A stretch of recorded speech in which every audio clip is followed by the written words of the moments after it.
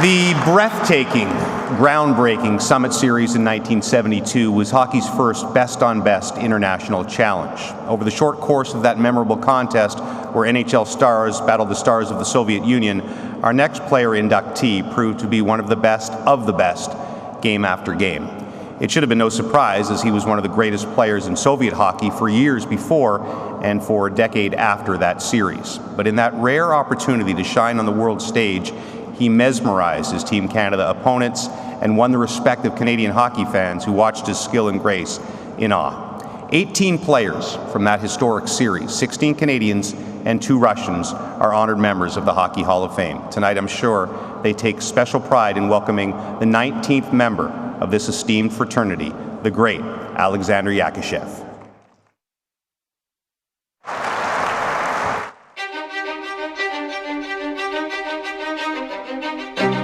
The 1972 Summit Series is remembered as one of the best hockey matchups of all time, pitting the great favorite, Canada, versus the great unknown, the USSR. What came out of that 8-game battle was that the then Soviet Union, previously the great unknown, was a hockey superpower, and one of its players was a big winger named Aleksander Yakushev.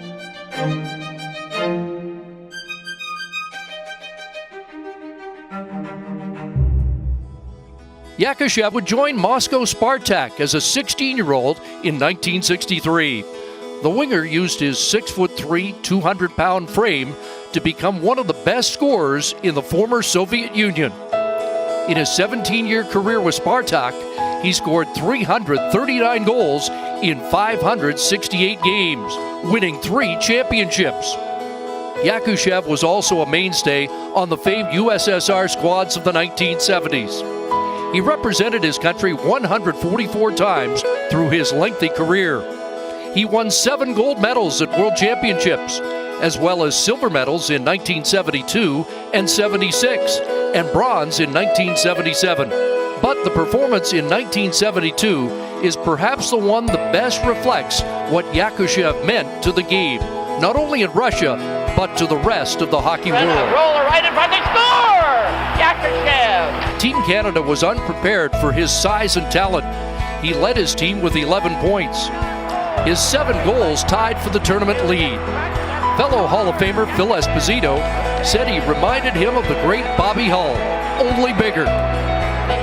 2 years later at the 1974 Summit Series, Yakushev again led his team in points as the Soviets prevailed.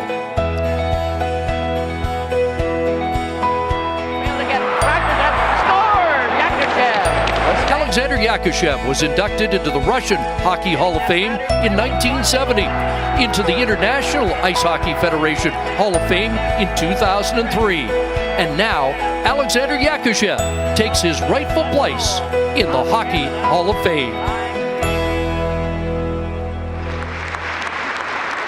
Aleksander Yakushev's plaque tonight to be presented by Vladislav Tretiak from the Hockey Hall of Fame class of 1989.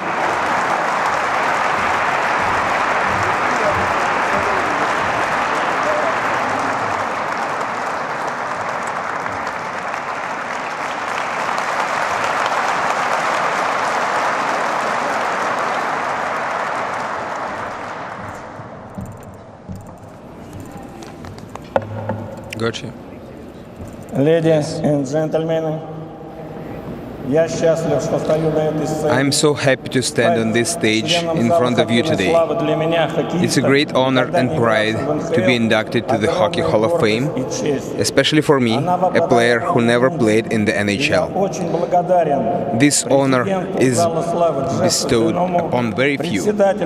It's extremely grateful to Hockey Hall of Fame President Jeff Denom, Chairman Lenny McDonald, and the selection committee that you considered me worthy to this dream of any player in the world. I was born in the post-Second World War Soviet Union. I lived through my first 7 years outside Moscow in a wooden barrack. My parents, workers of the metallurgical plant Hammer and Sickle, did everything possible to bring me and my two brothers up as decent and honest people. I owe them my endless gratitude.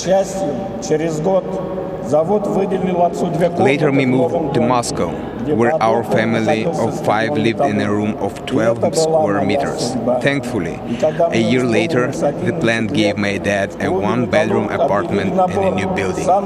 There was a Metallurg stadium right under our windows, and it turned out to be my fate. When I was 11, Metallurg Hockey Club announced a probe for a group of youngest age kids born in 1944. I told them I was 14. They accepted me, and I played the entire season with guys who were 3 years older than me. I'm proud that I spent my entire career in the favorite club of my childhood, Spartak Moscow. I'm even more proud to that day I will become our club's first representative in the Hockey Hall of Fame. Great thanks to Spartak, where I became a champion of the Soviet Union 3 times, overcoming the mighty CSK. Anatoly Tarasov wanted to see me in the Red Army team, but I never considered this option.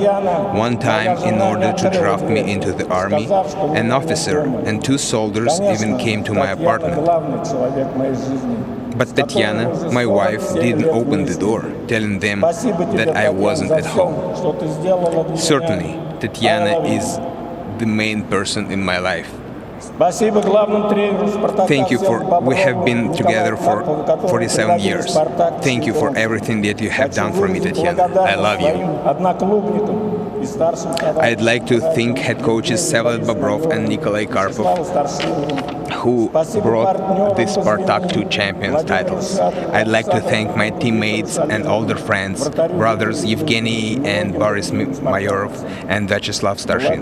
I'm grateful to my line mates Vladimir Shadrin, Alexander Martinuk, Viktor Shalimov, goalkeeper Viktor Zinger, and many other Spartak players. Without them, I wouldn't have become the player that I can stand here now, at this world-famous stage in Toronto. And of course, great thanks to the coaches of the USSR national team, Arkady Chernyshov and Anatoly Tarasov, with whom I debuted in the national team, as well as to Viktor Tikhanov, with whom in 1979 I finished my career in the team. Thanks to my teammates in the national team, Vladislav Tretyak, the entire line of Boris Mikhailov, Vladimir Petrov, and Valery Harlam, and many others. With him I defended the pride of my country and won 2 Olympic gold medals and 7 world championships. I'd like to address special thanks to Vsevolod Bobrov. He was just a genius player of the 40s and 50s in hockey as well as in soccer. Later he became my favorite coach. With him in 1967 I became a champion of Soviet Union for the first time. In 1972 Bobrov coached our team in the legendary Summit Series USSR versus Canada. To this day, we maintain great relationships with many Canadian participants of that series. I am not afraid to say that Phil Esposito, Ivan Kurnaye, Brett Park, Dennis Hall, Ken Dryden, Mahovlich brothers, Serge Savard became our friends. But in 1972, it was possible to even mention any such friendship. It was a hockey war. I can tell you how happy we were when we won that first game, and when a Canadian journalist promised to edit his article in which he made a forecast that the Soviet team would not even win one of those 8 games. He fulfilled his promise, even though our team told him he didn't have to. It happened here in Toronto. It was an outstanding series which determined the winner, Team Canada, with only 30 seconds left in the last game. But there also couldn't be a loser in that series. The winner was hockey in all its majesty. Our Soviet game, which wasn't known in North America, finally earned respect among Canadian fans. I would like to thank them for objectiveness, for remembering and respecting us hockey players from Russia with the country halfway across the world. It was evident to me in many occasions during my visit to North America.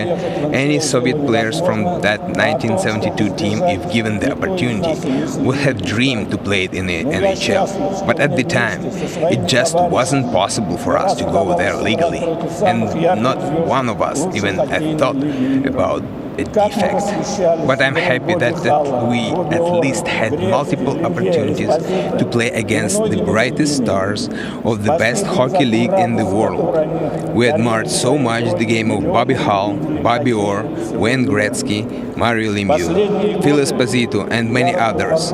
I want to thank those players for the happiness they gave us, for their performances to millions of hockey fans all over the world. For the last few years, I have been leading and playing for the hockey club called Legends of Hockey.